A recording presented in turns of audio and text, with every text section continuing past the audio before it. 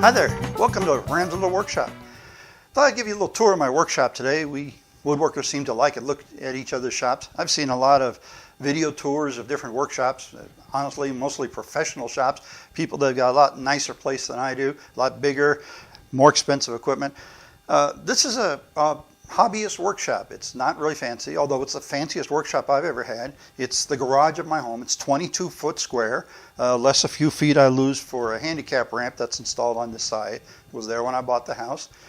And it's mostly used for woodworking, although I do some auto repair and fix the vacuum cleaner and really whatever needs to be done. There's a couple things I want to mention before we get started. There's three things basically. One is that this is not a professional workshop. Most of my tools are low-cost tools, and one of the things that I'm trying to do with this channel is show how average guys can do what they want to do with tools that aren't high-quality, top-dollar tools. It's really more about the woodworker than it is about the tools. Yeah, good tools help, but you don't have to spend a fortune to do good woodworking. Secondly, I have to admit my shop's a bit of a mess. Now, there's two reasons for that. One, there's a lot in here because I don't just do woodworking. I've got all sorts of things going on.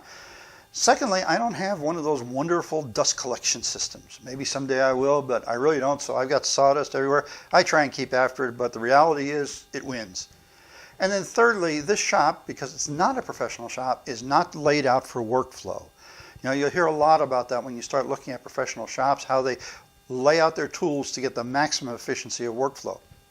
I don't need that. Like I said, this is my hobby. This is not a profession. So it's not laid out that way. It's actually laid out just for ease of work more than anything else.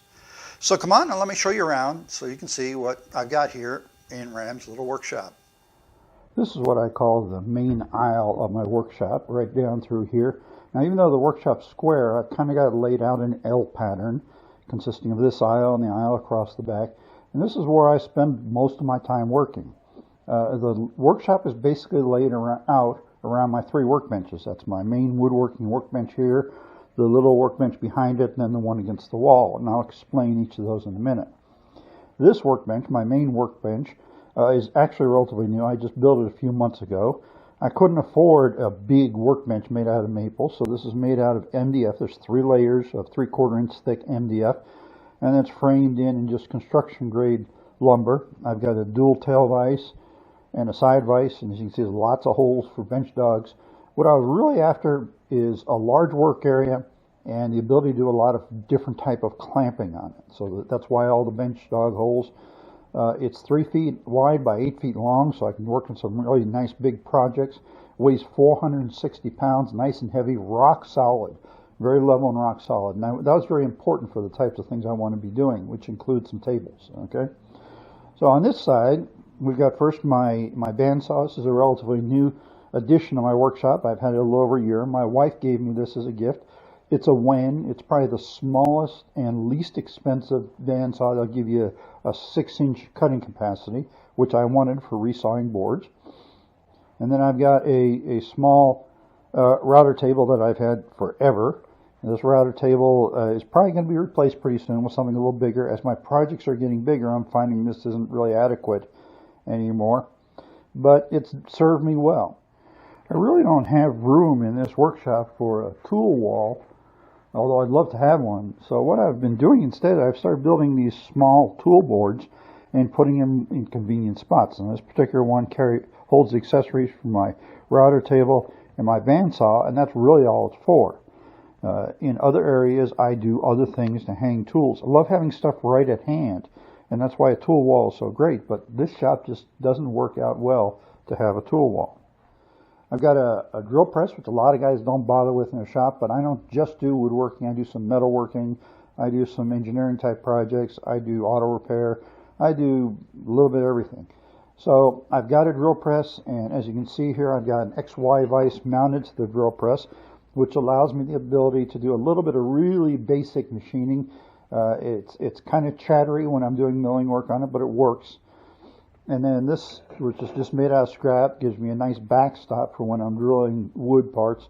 And I really prefer to drill my wood parts on the drill press when I can, because that ensures that my holes are perpendicular to the surface rather than trying to do them by hand. So I find that works out better for me. Here I've got my 2 toolboxes. I've been collecting tools for over 40 years, so I've got lots of tools, lots of different kinds of tools. It's not just woodworking stuff in here. I've got mechanics tools, machinist tools, electronics tools, jewelry making tools. I do a lot of different types of things, so I've collected tools over the years. I don't have everything there is, but I've got a lot of tools, and they all get used. As you can see, I am finding places to hang things. I've got screwdrivers hung here, the saws I use the most here. If we step over here a little bit, we can see that here's on the end of this toolbox, I've got a rack where I've got the hammers I use the most, and in the I've even got levels hanging on the side of this toolbox. Then we flip around this side. This is the end of my workbench, and you can see there's a rack there where I've got all sorts of different bench dogs I've made and hold downs. And even over here, if we looked at this, these are wrenches. You know, you buy some tools and they come with a special wrench, like a spanner wrench for a grinder. Hang it up. Find a place to put it where it's convenient and where I can find it when I need it. This corner of my workshop back here is where I store sheet goods. Large sheet goods, full sheets, they go out in my shed. There's really no goods place to keep them here in my shop, but this is the cutoffs, which are always useful for something. And then here on the wall, I've got my clamp rack. I'm still building my clamp collection. You know, it's one of those things you never finish. And next to it, I have a thermometer hanging there just so I have an idea how hot it is out here in my workshop. So now on this leg, we start off with my other workbench. Now this is actually a science teacher's roll-around cabinet that's used for doing demo work. I've had this for years. I don't even know how it came to me, but for years it was the only workbench I had. I've got a vise mounted here and a little side vise mounted over there, a miter vise, a bench pin. Inside is where I keep a lot of my power tools. I don't use this so much for woodworking anymore now. I use it for repair work. So I've got to fix a vacuum cleaner. I do a little jewelry work. I do that on this bench so I can save my woodworking bench for what it's really for. And then I've got this bench. Now, this bench looks like a cluttered mess, and that's really what it was created for. It's 14 feet long, and it's 2 feet deep, attached to the wall. And I always need someplace that I can just put stuff. You know, you come back from the hardware store, you've got some parts for something you're working on, or something that you're going to work on one of these days, you got to put it down somewhere. That's really what this bench is for. As you can see, I've got hardware all along there and cabinets and whatever. I've got various bits and pieces and whatever parts of projects that I've got to work on scattered all over this thing. And believe it or not, it is somewhat neat. It doesn't look it, I realize that. And then I've got a few bench mount tools here, like my belt sander. This belt sander is from our friends over at Harbor Freight. I've had this thing for years. It's small. It's not real powerful, but it's served me well. I've used this for a lot of years for a lot of projects. And then I've got 3 palm sanders. Now, the reason I've got 3 palm sanders is I really like to use the self-stick sanding sheets. And those get a little expensive. And what I ended up finding myself doing was I'm peeling off sheets and putting them on. Peeling them off. Well, once you peel them off, you got to throw them away. And so it's cheaper to have 3 sanders, and none of them are really expensive sanders. One of them came, I forget which one. One came from a garage sale, another one came from Walmart. And I've got 3 grits. So I've got 60, 100, and 180, the 3 main grits I use to bring things down to the point where I'm ready to do the finish sanding, and that I usually do by hand. Having 3 saves me time, saves me money. And here I've got an oscillating spindle sander. This is from Grizzly. My wife gave me this as a birthday present the year before last. This is wonderful if you do a lot of work with curves, especially inside curves. It sands very quickly, very smoothly, much better than just using a drum sander on the drill press, which is what I used to use. Then here we've got a little drill station. You've probably seen much fancier, much nicer drill stations than this. This is just very simple, and I put it there so I can have someplace to keep my drills, and the chargers are here. And a scroll saw. The scroll saw is very useful for fine cutting. This is the second scroll saw I've had. I used to have a Harbor Freight one. This is a Dremel that somebody gave me. It had been her dad's, and served me very well. So that brings us down this leg, and then we turn the corner, and in this corner I've got 2 things. I've got my radial arm saw. I've had this saw for 35 years now. A lot of people have a miter saw or a sliding miter saw, and that's basically replaced the radial arm saw. But I've had this for a long time. It still works, and until it dies, I will continue using it. The radial arm saw has got a little more capacity than even the larger of the sliding miter saws, and especially if you're going to be doing compound cuts. It's a little harder to set up for compound cuts, but if you're going to do a lot of it, it's really great. And then over here I've got my lathe center. Again, I've got a little hanger on the wall for various things. There's a bowl on the lathe right now. This is a Shopfox lathe, which unfortunately it looks like they don't make anymore. But for a long time, this was like the standard lathe for a new wood turner. I bought this a couple of years ago. It's absolutely wonderful. I'll probably never replace with anything bigger because it's big enough for the stuff I do. And it's really it was a really good starter lathe at a good price. I haven't seen anything that really replaces it unless you're going to go up to $1,000. And I paid right around $600 for this. This is the final section of my workshop. Just for a frame of reference, I'm standing right next to my radial arm saw. It's to my right. And there you can see my big woodworking workbench there. In front of it you can see my table saw. This is a rather small table saw that I'm hoping one of these years to be able to replace.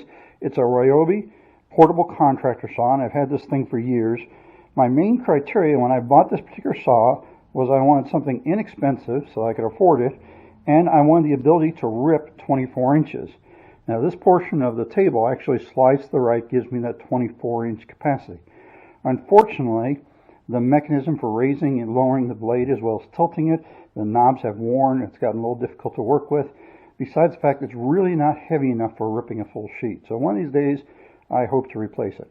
It sits where it is because that gives me the workbench to the left as an extension, and it serves as an extension for the table on my radial arm saw when I put a block of wood on top of it.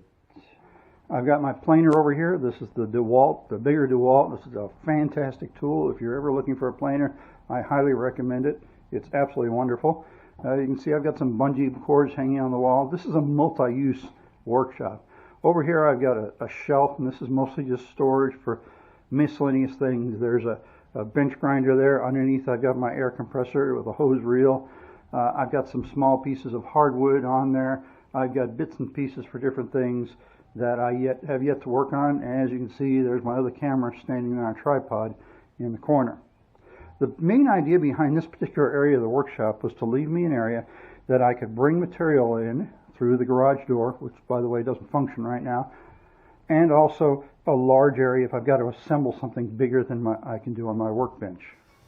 Hope you enjoyed seeing my shop, and maybe it gave you a few ideas for your own. So until next time when we can get together again, and let's see what we can make. Take care.